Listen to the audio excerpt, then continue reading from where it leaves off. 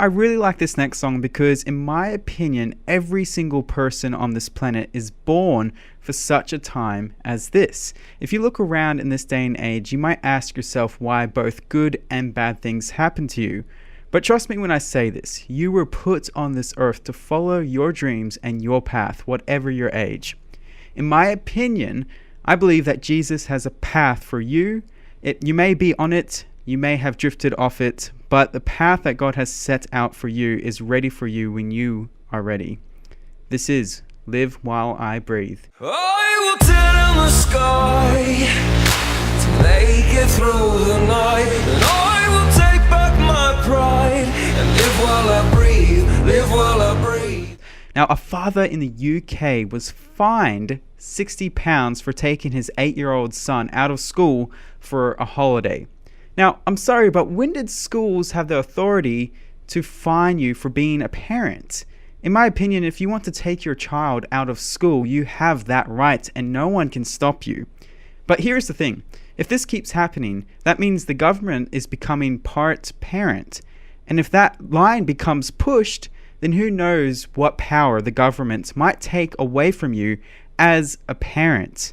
Anyway, so this father, he's thinking this is outrageous, and I'm not sure if he tried to take it to court or whatever he did, but he did pay it in quite an awesome way, in my opinion. He paid it in 1 and 2 pence. Attendance support allowance point. Take your son out of school. Right, I'll see you £60. Pass that on to me. Thank you very much. Thank you. See ya. Which is like paying in 5 cents and 10 cents. And keep in mind, £60 is like nearly 150, maybe nearly $200 in Australian.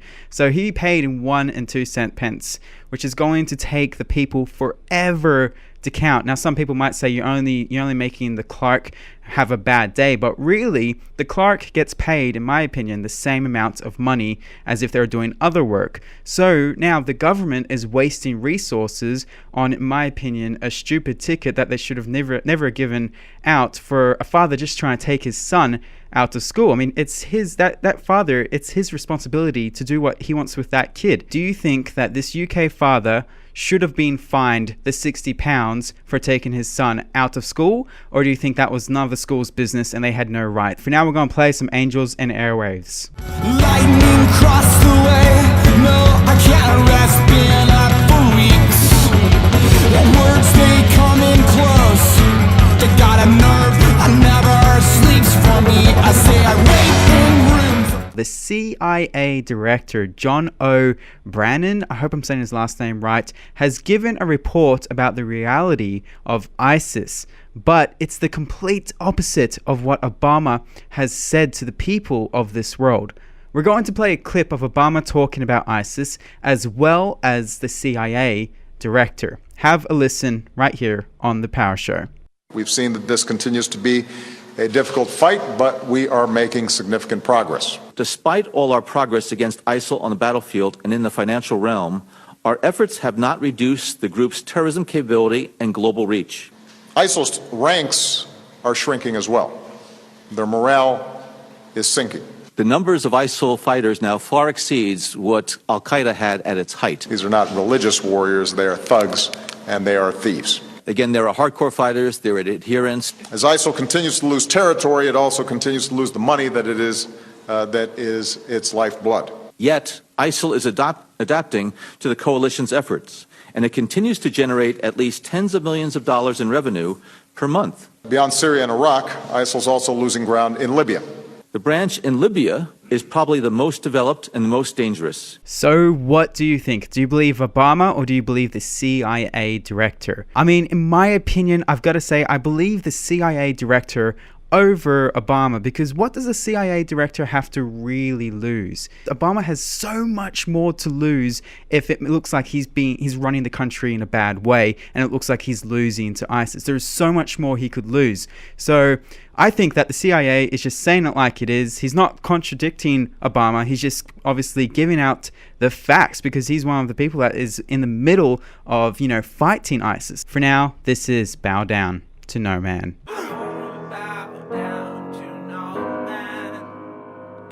I won't bow down to no man.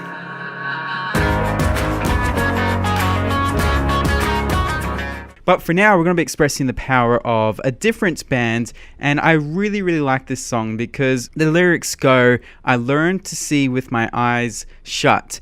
And I think that says a lot because there's so much, news, there's so many news reports out there, and there's so much information out there that sometimes, in my opinion, you really have to think about the whole situation instead of just saying, yeah, I believe what I see, because a lot of the time, I think humanity can sort of switch what you really see on the videos that you see on Facebook or you see on the news, and they can really adjust things, and I don't really like that. I don't really think it's appropriate. So in my opinion, what I like to do is I sort of like to, I know it sounds crazy and sort of random and stuff, but I always like to, think about how I feel about something in a situation. If it just doesn't feel right and it just doesn't make sense, then I like to avoid it, and I like to say, hey, no, that's not right. And I think that we all have that moral grounds in our hearts somewhere, no matter even those crazy people who are, big haters. I'm sure somewhere in their heart they still have some sort of sense that what they're doing is causing them a lot of anger and a lot of destruction in their hearts. And I think that's what we could really just sort of involve ourselves in, is if we feel that it's wrong, it's most likely wrong. I've learned to see with my eyes shut.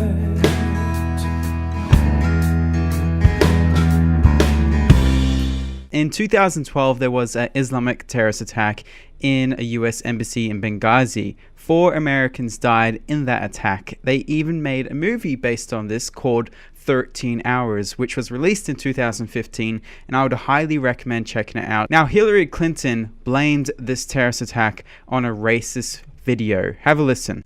We've seen rage and violence directed at American embassies over an awful internet video that we had nothing to do with. But after her emails were leaked, Hillary Clinton was caught allegedly lying about the video. It became so big that she had to answer to Congress. Have a listen to what Congress had to say. And most significantly, the next day, within 24 hours, you had a conversation with the Egyptian Prime Minister. You told him this: "We know the attack in Libya had nothing to do with the film. It was a planned attack, not a protest." Let me read that one more time. We know, not we think, not it might be. We know the attack in Libya had nothing to do with the film. It was a planned attack, not a protest. State Department experts knew the truth. You knew the truth. But that's not what the American people got. So you might be asking yourself, why did she lie and blame it on a video? And why not just speak the truth? Well, Congress really summed it up. Have a listen. Here's what I think's going on. Let me show you one more slide. Again, this is from Victoria Nuland, your press person. She says to Jake Sullivan and Philippe Reines, subject line reads this: Romney's statement on Libya. Email says, this is what Ben was talking about. I assume Ben is the now somewhat famous Ben Rhodes, author of the Talking Points memo. This email is at 10:35, 27 minutes after your 10:08 statement. 27 minutes after you've told everyone it's a video, while Americans are still fighting because the attack's still going on, your top people are talking politics. Seems to me that night you had 3 options, Secretary. You could tell the truth, like you did with your family, like you did with the Libyan president, like you did with the Egyptian prime minister. Tell them it was a terrorist attack. You could say, you know what, we're not quite sure. Don't really know for sure. I don't think the evidence is there. I think it's all in the first one, but you could have done that. But you picked a third option. You picked the video narrative. You picked the one with no evidence, and you did it because Libya was supposed to be, as Mr. Roskin pointed out, this great success story for the Obama White House and the Clinton State Department. And a key campaign theme that year was GM's alive, bin Laden's dead, Al-Qaeda's on the run. And now you have a terrorist attack. And it's a terrorist attack in Libya. And it's just 56 days before an election. You can live with a protest about a video. That won't hurt you. But a terrorist attack will. That was Congress asking Hillary Clinton why she blamed a video instead of the Islamic terrorist attack in Benghazi, where 4 Americans died. Now, just this week, one of the soldiers that survived the attack talked about his thoughts on people who support and are voting for Hillary Clinton, and his thoughts on Hillary Clinton. Now, get this though, there was a lot of requests to get more security in the Benghazi embassy, the US embassy. And Hillary Clinton, as Secretary of State, allegedly ignored those requests. So let's have a listen to what the actual soldier that was in the situation has to say to Hillary Clinton supporters and his thoughts on Hillary Clinton. All right. Now, the failure of that night in Benghazi, there were times leading up where the State Department could have helped out, and they didn't. That night they could have helped out, and they decided to tell the Department of Defense to not come to our assistance. I don't know why. I still don't know why. And then after the fact, the spin and what she has done to the family members, to Pat Smith, to Katie Quigley, to Charles and Cheryl Woods, about lying to them, to have somebody come on and defend her, they're not worth their salt to me. They are not worth anything more than they're not worth anything to me in my life. And it by far is not. It's about the death of Americans. It's about leaving Americans behind. It's about a Hillary Clinton who wants to become commander-in-chief.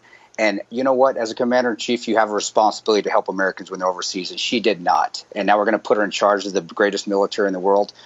These kind of people, I'll give you a soundbite. These kind of people need to stop procreating, period. They need to stop. I'm tired of it. I'm tired of hearing about it, and I'm tired of having them defend Hillary Clinton because she left us. Bottom line, she left us. And you know what? George Bush, I served overseas when he was president as well. He never left me behind, not one time. I had a dream the other night where I could see my name in lights, but every time I get close it starts to fade away. From Tokyo to Bogota, all the girls say hi, and I'd be lying if I told you I could walk away. We have some new music from ex-ambassadors. Now, when I say new, I mean semi-new music, because a lot of people have heard the song Jungle. It was actually one of the main theme songs for Beats by Dr. Dre, and it's a really popular song. But they've made a remix of it. It's called Jungle, the Made Edit. It's an interesting name, but I really like this edit or this remix. Do you think this is an awesome song? Because I think it is. Anyway, Jungle, the Made Edit by ex-ambassadors.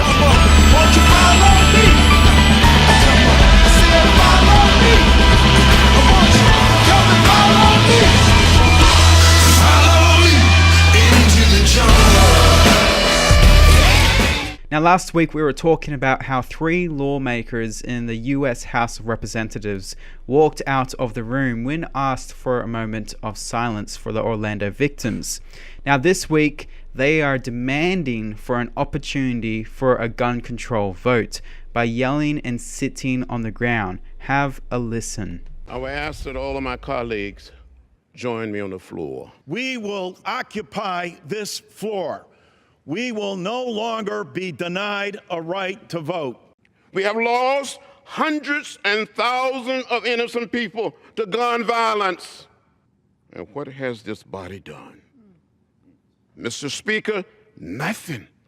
We're calling on the leadership of the House to bring common sense gun control legislation to the House floor. Give us a vote.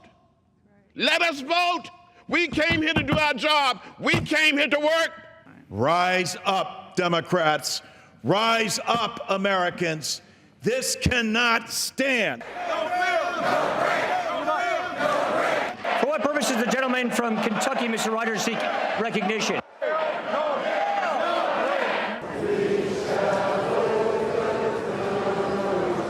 So now, in my opinion, the reason there is no opportunity to vote for gun control is because it's a sacred right for every single US citizen, because it's the Second Amendment. It's like trying to vote on controlled freedom of speech. It's like, hey, you can say that, but you can't say that. So let's see what the White House, or not the White House, let's see what the House of Representatives Speaker Paul Ryan had to say about this little protest. This is nothing more than a publicity stunt. We will not bring a bill that takes away a person's constitutionally guaranteed rights without their due process. This isn't trying to come up with a solution to a problem. This is trying to get attention. In my opinion, the Democrats in the House of Representatives are acting like children, sitting on the floor, stomping their foot, and yelling. It's like, what are they thinking? Can't they be a bit more mature about this? I mean, those are my opinions and thoughts, but I would love to know your thoughts and opinions on this. For now, let's continue on with the show. Just lost my tongue just then. With this song is called Lazy Minds.